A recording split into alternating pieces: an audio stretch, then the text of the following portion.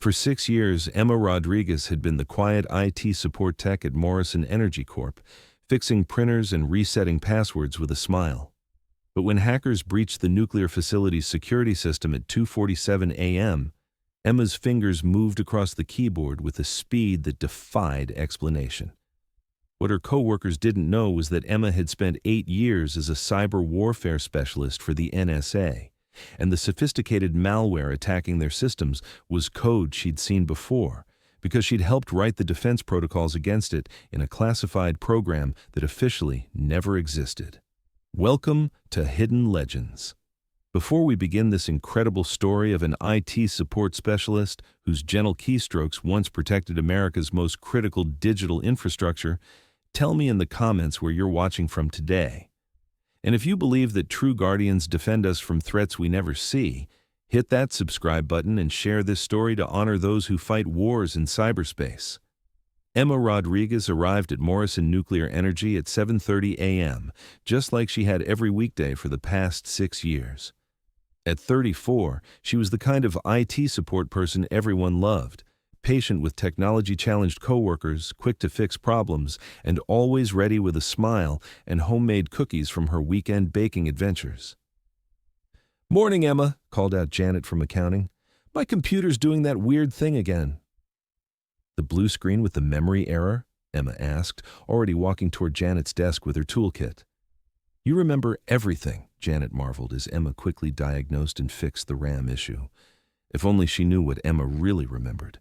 Behind her cheerful demeanor and gentle troubleshooting lay memories of code architectures that could bring down entire nations, cyber warfare protocols that existed in the deepest classifications of government servers, and algorithms designed to penetrate the most secure networks on Earth.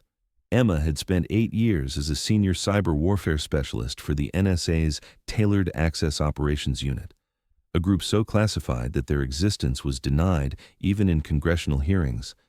She'd written malware that could infiltrate foreign military systems, developed defensive protocols that protected critical American infrastructure, and participated in cyber operations that would remain secret for decades. Then, one mission went wrong. Civilian casualties from a cyber attack she'd helped coordinate. Emma had requested immediate transfer out of active operations, eventually taking early retirement and disappearing into civilian life. Now she spent her days resetting passwords and explaining why turning computers off and on again actually worked. "Emma," called Tom from the control room, "the security monitoring system is running slow again." Emma nodded, grabbing her laptop. The Morrison facility's security systems were more complex than typical corporate networks. Nuclear facilities required multiple redundant security layers, isolated networks, and constant monitoring for both physical and cyber threats. As she walked through the facility's corridors, Emma couldn't help but notice the security architecture. Old habits died hard. She saw the network choke points, the monitoring blind spots, the places where an experienced attacker might try to establish persistence. But that was her old life. Now she just fixed printers. At 11 p.m., Emma was alone in the IT office, working through a backlog of system updates. The facility ran on a skeleton crew during night shifts, just essential personnel monitoring the reactors and a single security guard making rounds. Emma preferred these quiet hours. No one needed help with email passwords or complained about slow internet. She could focus on the deeper system maintenance that kept everything running smoothly. Her screens showed the normal patterns of a secure facility: authorized users logging routine data, automated systems reporting normal parameters, security cameras cycling through their scheduled rotations. At 2:47 a.m., that changed. A subtle alert flashed on her monitoring dashboard: unusual network traffic on the administrative subnet. Emma frowned. The pattern was wrong. Small data packets moving in sequences that looked almost random, but carried the signature of reconnaissance probes. Her trained eye caught what the automated systems missed. Someone was mapping their network architecture. Emma's fingers froze over the keyboard. 6 years of civilian life fell away as her NSA training kicked in. She'd seen this exact probe pattern before in classified threat briefings. She opened advanced monitoring tools that Morrison didn't even know were installed on her workstation. utilities she'd quietly added to better protect the facility, tools that connected to databases most IT professionals never knew existed. The probe signatures matched known advanced persistent threat actors, state-sponsored, sophisticated, dangerous. Emma's blood turned cold. Someone was conducting active reconnaissance on a nuclear facility. Emma's fingers flew across multiple keyboards as she deployed monitoring tools that belonged to a different world. Within minutes, she'd isolated the attack vectors, identified the command and control servers, and began analyzing the malware payload. What she found made her stomach drop. The attack code was elegant, sophisticated, and terrifyingly familiar.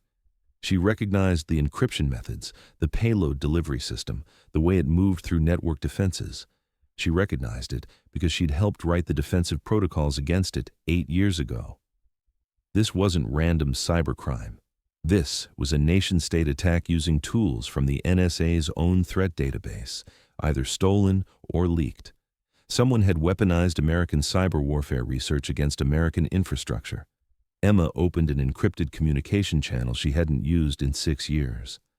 Blackbird Control, this is Phoenix 7, Authentication Delta 7 Charlie. The response came within seconds. Phoenix 7, you're not supposed to exist. Authentication confirmed. What's your status? Control, I'm detecting active intrusion at Morrison Nuclear. Attackers are using modified versions of classified tools. This is not a drill. A pause. Phoenix 7, what's your current position? I'm the IT support technician. I've been maintaining cover for 6 years. Another pause, longer this time. Phoenix 7, you are authorized to take necessary actions to protect critical infrastructure. Full operational authority restored. Emma felt her civilian identity slip away like a discarded costume. Senior cyber warfare specialist Emma Rodriguez was back online. Emma's workstation transformed into a combat operations center. Multiple screens displayed network traffic flows, attack vector analyses, and real-time threat assessments. Her fingers moved with the precision of a concert pianist, deploying countermeasures that existed in the deepest classifications of American cyber warfare. The attackers had established persistent access through the facility's administrative systems and were working their way toward the reactor control networks. Emma could see their progression, patient, methodical, professional. But they'd made one mistake. They assumed they were fighting a typical corporate IT department. Emma began her counterattack. First, she isolated the compromised systems, creating virtual sandboxes where the malware could run without reaching critical infrastructure. Then she deployed counter-reconnaissance tools, feeding false network information back to the attackers' command servers. While the malware thought it was mapping the facility's real network architecture, Emma was showing it an elaborate decoy system designed to waste time and resources. But her real masterstroke came when she recognized the specific variant of malware being used. She'd seen this exact code before, not in threat briefings, but in development labs. She knew its weaknesses because she'd helped identify them. Emma launched a custom-designed cyber weapon that targeted the malware's core architecture, turning the attack code against itself. The malware began consuming its own resources, creating cascade failures that propagated back through the attacker's network. At 3:15 a.m., she detected something that made her smile grimly. The attack infrastructure was collapsing. Command and control servers were going offline. The attackers were losing connection to their own malware. Control, this is Phoenix 7. I've neutralized the immediate threat, but I'm tracking the attack back to its source, requesting permission to pursue. Phoenix 7, you are weapons-free. Pursue and identify. Emma's fingers danced across her keyboards as she turned the attacker's own tools against them. Using techniques she'd perfected during her NSA years, she began following their digital trail backward, hopping from server to server as they tried to cover their tracks.